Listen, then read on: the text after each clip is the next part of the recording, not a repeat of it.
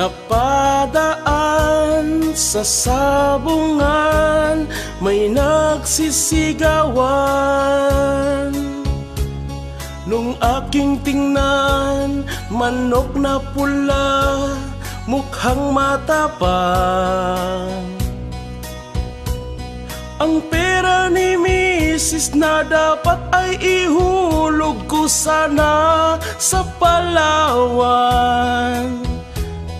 Aking pinusta sa manok na pula, mukhang tatama yan, nagsimula ang salpukan.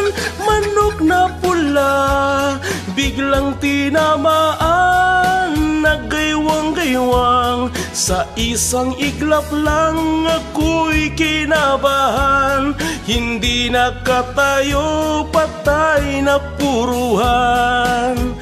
Ang perang hulog sa Palawan, tinalo ko sa sabungan.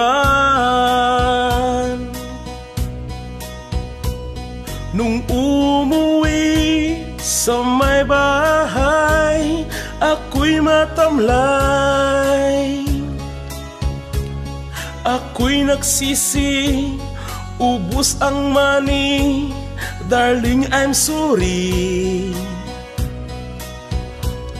Ako'y hinold up ng 3 lalaki doon banda sa may palengke.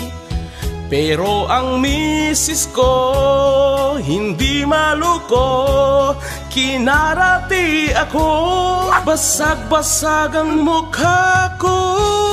Ang darling ko ay magaling pala siya sa taekwondo, lahat ng sipa niya ay sinapula ko. Dati rin pala siyang champion sa Aikido. Sa sobrang galit ng misis ko, bali-bali mga buto ko.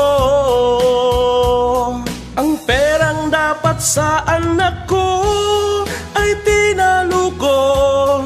Naakit ako ng gagong demonyo, kaya kinastigo ako ng darling ko. Nang dahil sa sugal na pahamak ako. Kaya kayong mga sabongero, huwag mag-asawa ng champion sa judo.